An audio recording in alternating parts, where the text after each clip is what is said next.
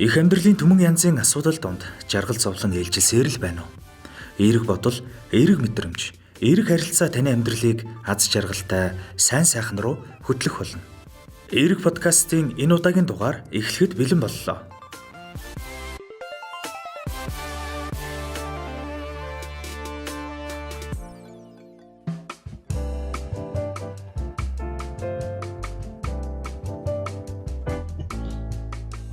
За сайн байцгаана та бүхэндээ энэ өдрийн мэндийг хүргье.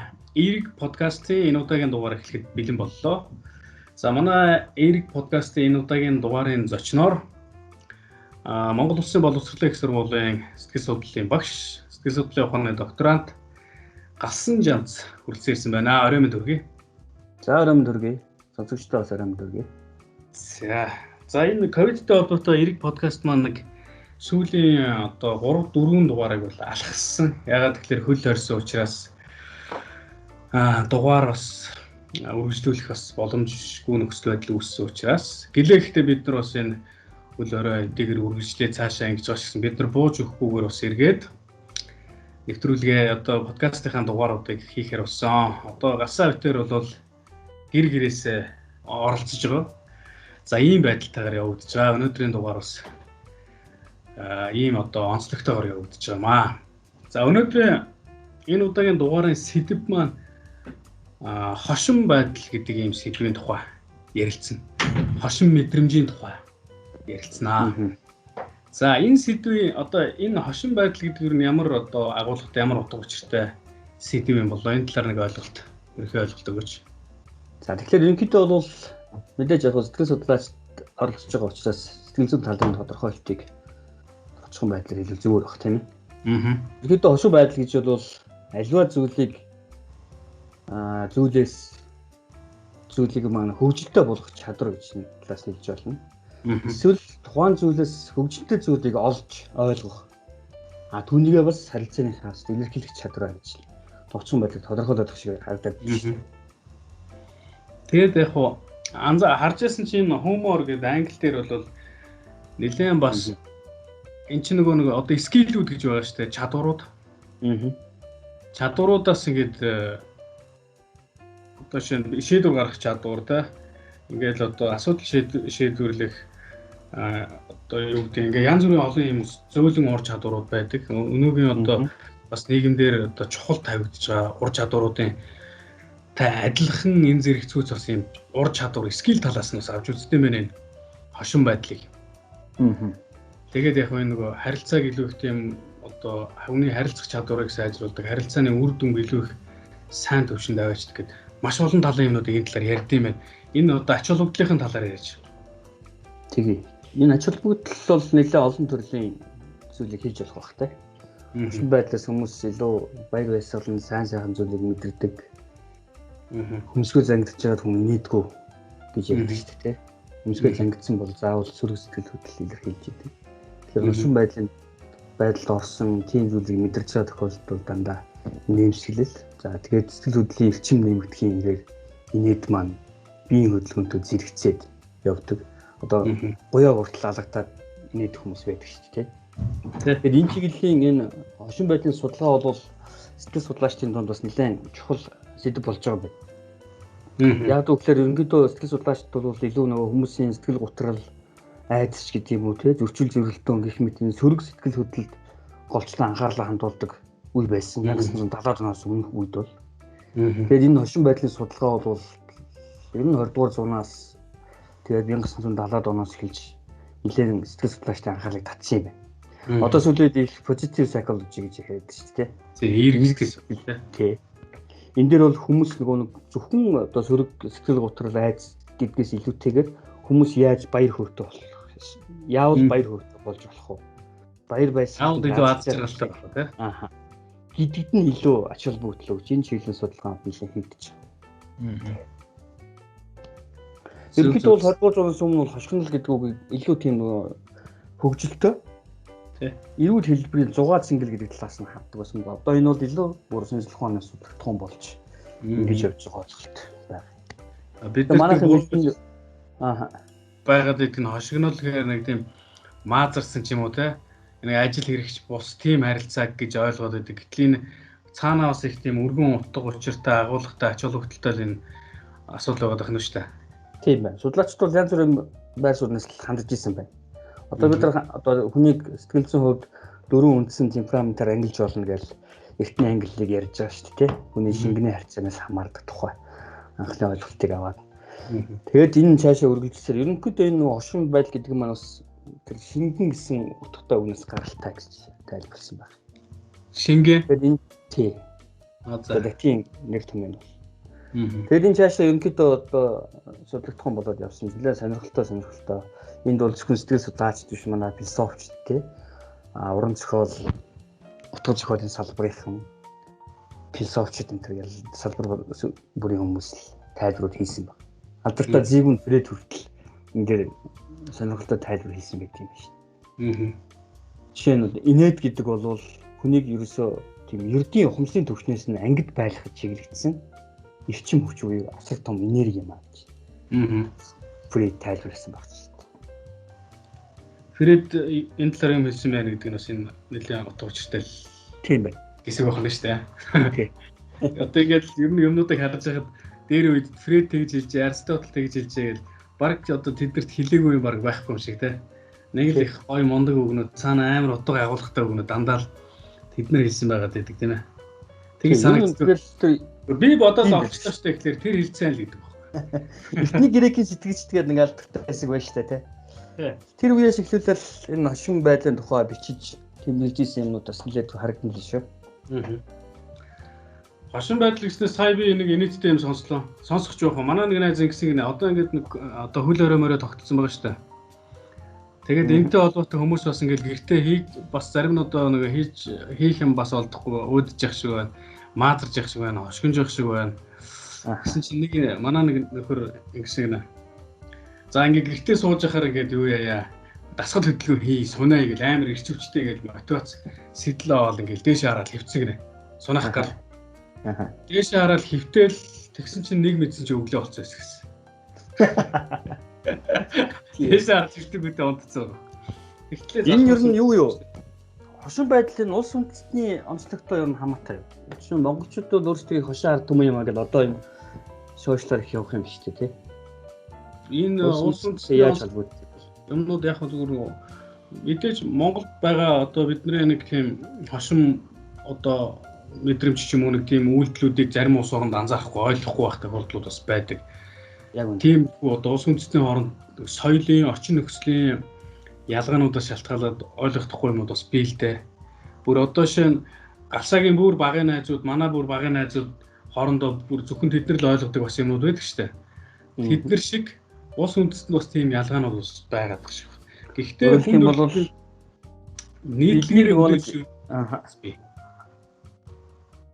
биднийг инээлгдэг зүйлс бол бус орны хүмүүсийн хувьд инээдтэй биш байж болно гэсэн үг шүү дээ, тийм ээ? Тий. Тэгэхээр энэ хошин шогийн мэдрэмж бол үндэстэн тэгээд биднийг энэ ертөнцийг үзэл соёлд бол зайлшгүй хамаатай наадж идэг ойлголт юм шиг байна, тий? Нэг зүйл энэ хошин байдалтай холбоотой нэг юм мэдээлэл ингээ харж ирсэн чинь ер нь бол энэ хошин байдал чинь хүний маш олон төрлийн ач холбогдолтой юм байна гэж. Нэгдүгürt бол хүний эрүүл мэндэд маш чухал. юм байл да. Одоо нэг ковидтэй холбоотой юм одоо хүний эдис дархлаа махлаатай холбоотой ойлголтууд хүмүүс их ярьдаг болчлоо шүү дээ. Тэгсэн чинь нөгөө ковидын нэг тийм эсрэг бие үүснэ гэж яриад байгаа шүү дээ. Тэгсэн чинь энэ хүмүүр бол энэ хошин байдал энэ инээх баяр баясгалантай байх тухай асуудал энэ үйлдэл маань хүний нөгөө эсрэг бие үүсэх даавруудыг маш сайн дэмжиж өгдөг гинэ. Тэр одоо эдгээс бие болоход эсрэг бие үүсгэх организм тэр сэтгэл санааны байдлаас хамгийн их дэмжлэг үзүүлдэг нь энэ одоо хошин байдал гэж шүү. Тэгэхээр эсрэг бие үүсгэхэд маш чухал нөлөө үзүүлдэг юм байна. Тэгээд дээрэс нь энэ одоо ажлын байрны бүтээмж, ажлын байран дээр хүмүүс яг ингээд бүгд нэг тийм албан ёсны байгаал ингээд ажилдаа дарагдал стресстэй л идэг. Хамгийн одоо хошин байх, хошин мэдрэмжтэй байх нөхцөл байдал бол энэ ажлын байр юм байна. Ингэснээр бол ажлын байрны бүтээмж, ажлын бүтээмж нэмэгддэг. Хамт олонны уур амьсгал хоорондоо одоо сайжирдаг. Харилцаа одоо маш тийм дэвшилттэй болж ирдэг. Зөрчлийг бас айгүй сайн намжиж өгдөг энэ хошин байдал. Зөрчлийг үүссэн ч гэсэн тэр зөрчлийг бол намжаах зөв тийш нь чиглүүлэхэд хошин байдал айгүй чухал нөлөө үзүүлдэг. Хамгийн чухал юм нь стрессийг маш сайн тайлдаг. Энэ хошин байдал. Хүний одоо организмд үүсэж байгаа тэр нэг одоо дарамттай тэрийг бол маш сайн тайвшруулж өгдөг ийм одоо онцлогтой хүнийг мотивацжуулдаг. Хүний яг тухайн зүйлийг хийхэд хүргэж байгаа тэр нэг сэтгэл зүйн дотоод шалтгаан маш тийм эерэг нөлөө үзүүлдэг юм байна. Тэгээд дээрэс нь манлайлал гэж байгаа шүү дээ. Манлайлагч байхад энэ хошин чанар бол хамгийн чухал нөлөө үзүүлдэг гэж. Ягаад чи хүмүүс нөгөө нэг тийм хошин хөгжилтэй байгаа хүний үгийг илүү их сонсох тийм одоо сэтгэл зүйн юутай болчт юм байл да хүн. Хэдэрхий маркет баавал хүмүүс хэлсэн ганц өгүүлбэрээс ганц өгүүлбэр албархаж хэлсэн 10 өгүүлбэрээс хэд дахин хүчтэй гэдэг тийм. Тийм тэгэхээр тэр талаас нь бас их хардсан юм байна. Тэгэхээр тодорхой хэмжээнд хүмүүстэй харилцдаг, хүмүүст нөлөөлөх ийм төвчний ажил хийдэг ч байд юм уу. Ер нь бол ингээд бусдад харилцдаг хошин байхад бол харилцаанд маш олон давуу талуудыг авчирч өгд юм байна. Нөгөө тархины нэг одоо эс байдаг ч тийм даавар, серотонин гэдэг тэр нэг яг нөгөө тань мэдхүүн тархины доошоо тоо бодох ч байд юм уу. Яг ингээд нэг тийм оюун ухааны үйл ажиллагаануудыг гүйцэтгэхэд хамгийн сайн дэмжлэг үзүүлдэг юм серотонин дааврыг хошин байдал бас маш сайн дэмжиж өгдөг. Гэдэг бүр айгүй том судалгаа байна л бас. Тань мэдхүүн чадваруудыг те оюун ухааны үйл ажиллагааг сайжруулдаг хошин байдал. Тэгээд дээрээс нь шийдвэр гаргах чадвар айгүй сайн нөлөөлдөг. Маш олон давуу талтай бас ач холбогдлоо. Энэ нөгөө хамт олныг нэгдэл нейтралтай болгох. За тэгэл идэвхжүүлэх, эсэлжүүлэх. Тэгээд тэр нөгөө хооронд байгаа бүтэн одоо хол харилцааг арилгах тийм. Яг үнэ. Тэгэл хин нэг бүтээлч болоход хүртэл их чухал нөлөө. Яг үнэ. Ярьдаг шүү дээ тийм. Одоо бидний бол нөгөө ажил гэр гэдэг нэг ерөнхий хоёр орчил байгаад байгаа шүү дээ. Нийтлэгээр ингээ харахад бол. Тэгээд тэр нэг аз жаргалтай байгаа байдалд хамгийн их нөлөө үзүүлдэг зүйл бол ажлын орчин. Бид нар ажил дээр хамгийн их стресстэй магадaltaй газар ажил байгаад байдаг. Тэндээ тийм одоо хошин байх мэдрэмжийг авч чадаад байвал гэртээ бид нар илүү их аз жаргалтай хайх юм боломж байна. Гэдэг талаас нь. Тэгэхээр ер нь бол хошин байдал тэр чадвар бол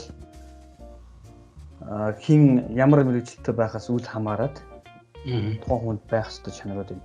Тэр үеийн хэлбэр мэрэгчлүүдээр тусгаад заасан байдаг шүү дээ. Энэ шинэ зууны багшийн загвар гэдэг зүйлүүд ярьж байгаа энэ цагууд бол багш хүнд бол жишээ нь одоо энэ хошин байдал бол хошигнох чадвар бол зайлшгүй байх ёстой гэж үздэг юм бэл. Тийм бах те. Нэрээ яг үүнд одоо нөгөө бас тэгсэн байлээ. Сургалтын үйл ажиллагаанд хошин байдал тэр хошин байх чадвар маш чухал нөлөө үзүүлдэг. Оюутнуудыг сэтэлжүүлэх, оюутан багшаагаас сайн сонсох, тэр мэдлэгийг хүлээж авах гэх маш олон юм дээр ач холбогдолтой юм билээ тэр сургалтын үйл ажиллагаа. Тэгээ яг нэг боловсролын их сургууль чинь одоо багшийг үлдээж байгаа том сургууль шүү дээ тий. Тэр талаас. Энд чинь бас нэг багшийн чадваруудын тухай их ярьдаг баг тийм үү? Тийм, тэн дээр бас ярьж байхад бол зайлшгүй чухал чадруудын нэг болж таарат. Тэгээд бид нар бас энэ хошин шогийн мэдрэмжийг ер нь бол надад байна уугүй юу гэдэг хүн болгон анзаарч ивэл зүгээр юм шиг байгаа. Жишээ нь энийг зайлшгүй одоо энийг тэр зүйл дээр инээж чадахгүй байвал тань сэтгэл зүйн ямар нэгэн бэрхшээл байгаа юм шиг дээ гэж. Хошин шогийн мэдрэмжийн арилсан тохиолдолд сэтгэл зүйн хувьд ямар асуудал үүссэн юм биш үү гэж харах хэрэгтэй байдаг. Хэвийн бостой. Тийм бас. Нэг асуудал үүсээд ш сэтгэл зүйн хувьд. Инээлэх зүйл болоод багт инехгүй байна гэдэг маань өөрөө сэтгэл зүйн асуудал үүссэн байх вэ гэж хэлдэг юм. Тэгээд энэ хөгжүүлж болдог гинэ машин байдлыг. За. Тэгэхээр яг хөө түрүүн би нэг ярьж улс орнууд ер нь ямар байд юм болоо гэх. Гэтэл манай энэ Оросууд энэ чинь аягүй сүхий бүр тийм залуучуудад зориулсан курс энэ хичээлэлдэг юм шүү дээ. За, хошин байдлыг хөгжүүлдэг тухайн хүмүүс. Тэгээ тийм зүйлд залуучууд их татагддаг гэж шүү. Тийм шүү дээ. Нөхцөл байдлыг их тийм маш гоё уур амьсгалтай эерэг нөхцөл байдлыг бий болгодог чадваруудын нэг юм байна л да. Одоо монголчуудын хувьд бол би зүгээр ингээд анзаарч байгаа бурууч байж магадгүй зөвч байж магадгүй. Ер нь бол бид нар жоохон тийм баргардуу царайтай усууд юм шиг санагддаг надад. Миний хувьд л одоо ингээд тийм дүнсгэртэй тий. Одоо яг нэг тийм жоохон фан байдал бол бус тэр ялангуяа тэр нэг Европын орнуудтай харьцуулахад тэр Орос Морстой ч юм уу харьцуулахад бол харьцангуй бага баха. Миний хувьд бол тэгж боддог шүү дээ. Багтгүй. Гэхдээ яг монголчуудад бол энэ байдал харьцангуй бас илрэлтэй л байна шүү дээ.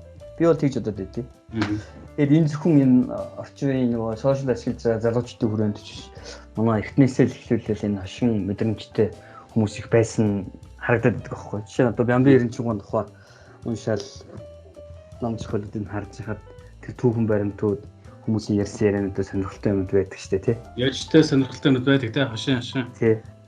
Нэг удаа 91 зохиолчдын хороогоор орж ирсэн гэж. Хөөе. Тэгээ нөгөө толгой дээр тавьсан дугуй малгай зургнууд байгаа гэсэн дугуй малгайтай. Тэгээд тэр дугуй малгай одоо жоохон цоорцсон байсан юм уу? Тэгээд нөгөө буурлс нь зохиож ийсэн. Тэрийг нэг нөхөр анзаараад 92 таны над толгой дээр ч одоо малгай юм уу юу юм бэ гэсэн гэж. Тэгсэн чинь 91 тийм яжтойхон хараад би ч яг хөө тэргүүн дээрээ тавьсан болохоор малгайч малгаал юм л та. Харин энэ чиний энэ ганган бүрхний доор чинь толгой байна уу юу гэсэн чинь. Асууж ирсэн гэж. Тэг их мэдлэг тийм амар ухаантай үг хэлсэн байт юм лээ те. Ухаантай.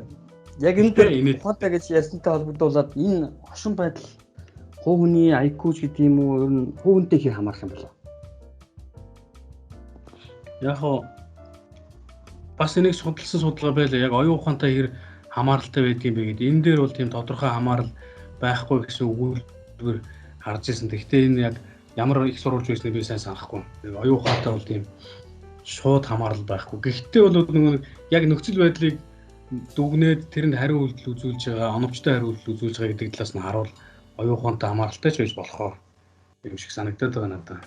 Маш одоо айхтар хүчтэй хамааралтай биш ч гэсэн одоо хамааралтай байж болох уу гэж боддог байхгүй. Бас энэ чигээр монголчууд дээр тусгайлж хийвэл те. Яг хөө эндээс бол бид нар хүн бүхэн тийм агуу хошин шогийн жүжигчин байж бол мэдээж чадахгүй.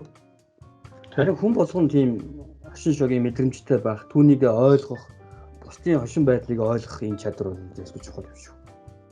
Тий. Одоо ямар ч ажил ихэлс нэг инээлтэд эхэлдэг энэ төр байх. Дунд нь нэг бас нэг бөөнөрөө нэг инээлтчдэг байх та. Тий. Энэ бол ажлын тийм маш том рефреш болж өгдөг юм шиг хүмүүст. Тэр нэг ийм судалгаа байлаа. Эрчүүд, эмэгтэйчүүдийн жишээлх юм бол эрчүүд бол за би яг хөгжилтэй байж чадах юм бол энэ эмэгтэйг өөрийн талд өөрийн болгож чадна гэж итгэдэг эрчүүд ихэнх одоо нэг 90% нь эрчүүдийн 90% нь ингэж боддог нэ. Би одоо хөгжилтэй байх юм бол энэ эмэгтэйг би өөрийн болгож чадна гэдэгт итгэлтэй байдаг. Эмэгтэйчүүдийн хувьд энэ эрэгтэйтэй илүү их ойрхон одоо тэгээд одоо жишээ нь хар яриагаар бол ингэж нэг тийм өөрийн болгох гэдэг шүү дээ хамт өргөх гэдэг байгаа байхгүй. Тэгж бодож байгаа эмэгтэйчүүдийн 81% би хөгжилтэй байвал бас тийм би гэж боддог гэж юм л да. Одоо ажиллагаа бүтнэ гэж.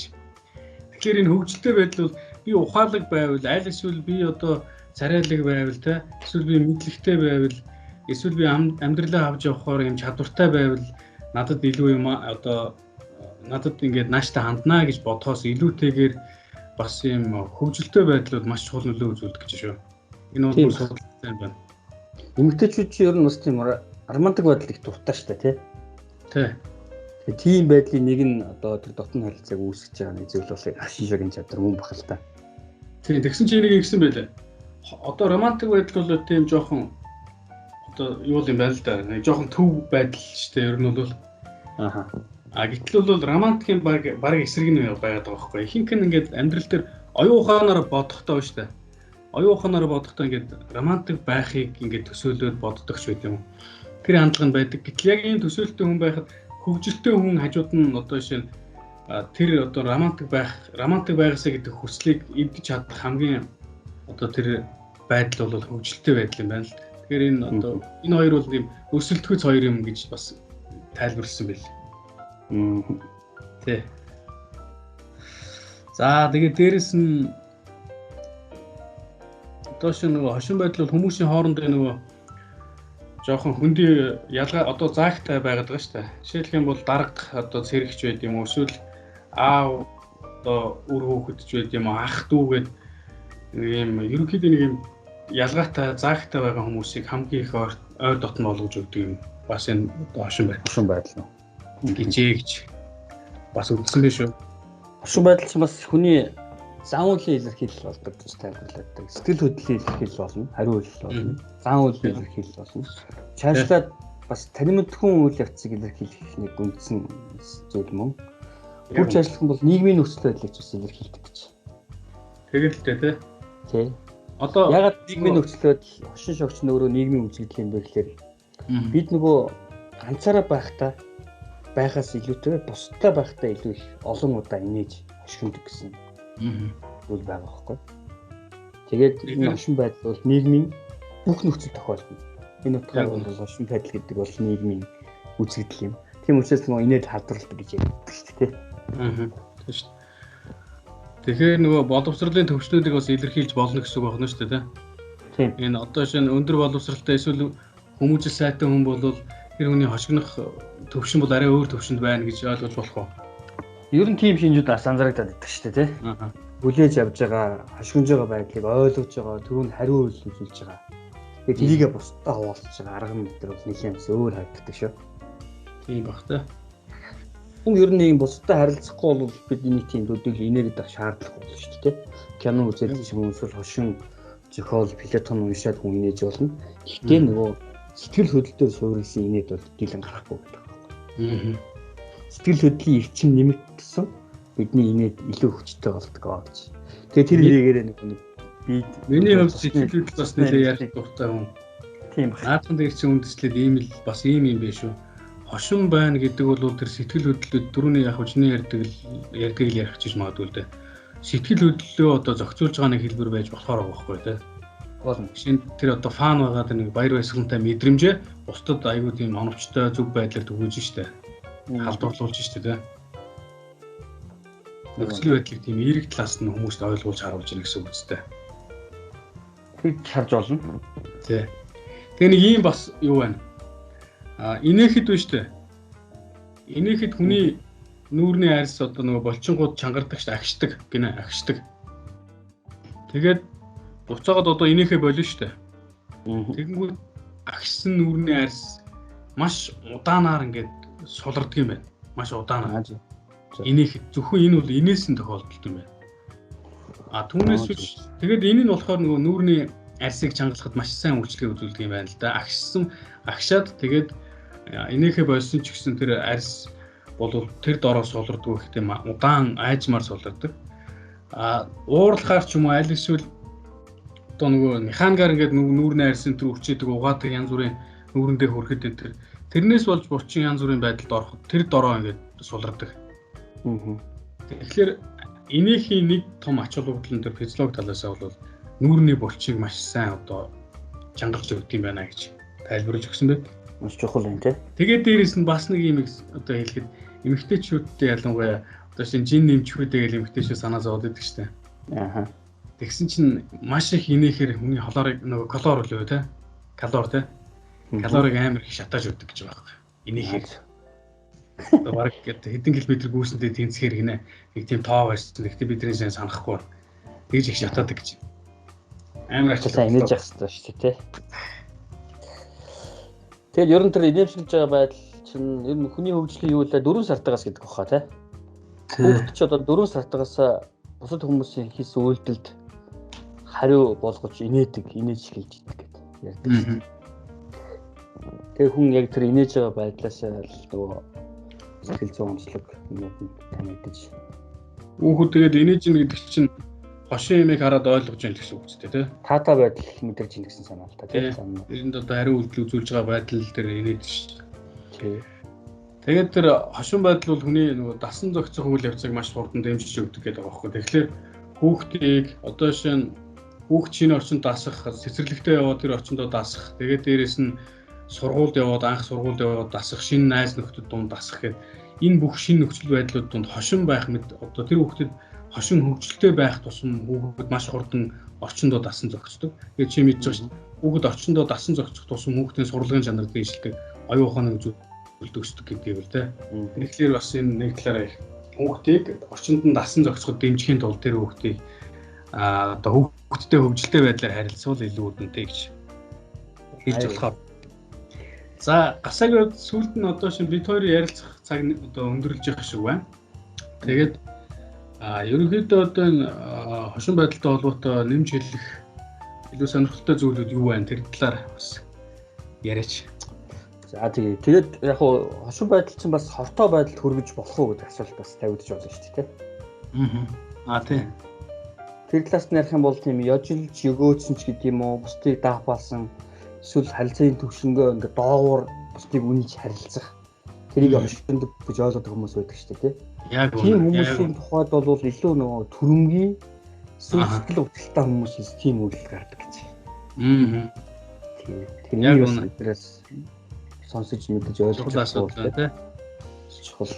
Янз бүрээр маадраад идэг тэр нэг хөгжилтэй санагддаг шүү дээ зарим хүндтэй. Тийм. Энэ цаана нөгөө хүний мань сэтгэл зүйн байдлыг илэрхийлж. Тэрийг бас бодолцох хэрэгтэй байна да. Тэр маш чухал байна. За өөр. Тэр яг ерөнхийдөө бол амьдрал тохиолдож байгаа олон бэрхшээл дундаас тэр хөгжилтэй байдлуудыг олж харах чадвар. Одоо бид нар бүх нийтээр хөл хорионд байгаа боловч одоо олон хөгжилтэй юмнуудыг жишээ бид нар нийгмийн сошиал орчноос мэдрээд байна шүү дээ тий. Энэ түүнийг мэдэрч ойлгох чадвар бол маш их чухал юм аа. Ер нь бол энэ хөгжилтэй байдал, хошин байдал маань явж хүний сэтгэл зүйн хувьд сайн сайхан байдалд хүргэдэг. Тэгээ бусдаа нэрүүл одоо харилцааг бий болгох, хүмүүсийн хоорондын хурцтамж харилцааг багасгах тийм энэ чухал ач холбогдолтой юм аа гэдэг талаас нь бид нараас харж хандмаар юм шиг байна. Тэгээд одоо гэр бүл болоод тийм нийгэмдээ хамт олондоо дандаа тийм эерэг одоо хандах тийм хөгжилтэй байдлаар хандах болж игэл гэдэг энэ асуудал их чухал юм байна гэж. Инээд гэдгийн дуу чимээ одоо инээж байгаа энэ чимээ бол ямар соёлтой, ямар хэл устай, шашин шийдлэгтэй тийм хол ойр байгаа бүх хүнд харилцан адилгүй яг дэлхийн хэмжээнд нөлөөлдөг чинь. Ямар энэ байна. Энэ бол одоо нэг хэл юм аа л гэсэн үг юм байна тийм. Яг нэг хэл юм аа. Инээд гэдэг бол нэг хэл ахын шүү дээ. За ингээд эерэг подкастын одоо хэд дэх дугаар байна да энэ дундуур нь тасарсан гэдээ бид та бүхэн түрүүн сонсогчдод хэлсэн тийм. За энэ 5 дахь дугаар шиг санаад байна. Тэгээд 5 дахь дугаараараа бид нэр өнөөдөр хошин байдлын тухай ярьлаа. Тэгээд очиндоо тийм бусад харилцагчдаа илүү хошин байснаар тэгээд нөгөө хөгжилтэй байснаар одоо таны бие махбодын эрүүл мэнд одоо өөр юу гэдэг сэтгэл санааны бүхий л олон тийм хүчин зүйлүүдэд маш том ач холбогдолтой, эерэг ач холбогдолтой юм зүйл юм байна гэдгийг талаар бол одоо гарсан зам зүйтэй бол маш товчхон одоо энэ хугацаанд хүмүүст ярьж ойлгуулахыг хичээлээ. Аль болох сэтгэл зүйн талаас нь ярихыг одоо хичээсэн. Хэтэрхий бас ингийн ингээд хамаагүй ярьчих бас болохгүй гэдэг. Яг сэтгэл зүйн талаас нь шинжлэх ухааны гэхдээ шинжлэх ухааны биш гэдэг шүү дээ. Тийм одоо мэрэгжлийн үг хэлийг хэрэглэхгүйгээр энгийн байдлаар гэхдээ хүмүүс нөхөстөө айдахан мессежүүдийг өгөх зорилготой ингээ ярилцлаа. Тэгээд сонсогчдод бас сонирхолтой байсан болов уу гэж бодож байна. За гарсаа сонсогчдод хандаж юу гэж хэлэхээр. За тэгэл зүйл амьдрахгүй бол маршрутчин дэлгэдэг хорвоо штэ гэж хэлээ та. Тийм шинэ үг гарсаа гэдэг үстэй. Шинэ үг гарсан байлээ шүү. Тэгээд яг нэг сэтгэл судлаачтай нэг холбоотой жижиг анекдот ярих хаа. За нэг сэтгэл зүйчтэй нэг хүн ирж л дээ. Тэгээд зөвлөгөө аваад сэтгэл зүйч маань хэрвээ дургуйчаа хүргээд ах юм бол дургуйчаа хүргэж байгаа хүнийхээ хүндээ захиа бичээ гэж тийм даалгавар өгсөн зөвлөгөө. Тэгээд шүүнгээ шатаа гэсэн юм шиг байна л да. Тэгсэн чинь нөгөө за ойлголоо. Харин бичсэн захиагаа яах хэрэгтэй вэ гэсэн гэдэг. Нөгөө хүн гэж ойлгосон юм шүү дээ. Сэтгэл зүйчтэй холбоотой сонь тийм хошин мемэнүүд бас зөндөө байд юм билээ. Нэг хүн сэтгэл зүйчдэр очиод сэтгэл зүйч би ерөөсөө ингээд хүмүүс ерөөсөө намайг ойлгохгүй байгаад байна. Яах ёстой вэ гэсэн сэтгэл зүйч урдаас нь наадах чи юу гэж ойлгох вэ гэсэн. Сэтгэл зүйчнээс ойлгохгүй гэж байна. Сэтгэл зүйчнээс ойлгохгүй. Би бүхний яриг сонссон одоо тэ эрэг подкастын дугаарыг сонссон сонсогчдоо баярлалаа. Тэгээ та бүхний амьдрал сайн сайхан бүхнийг хүсье.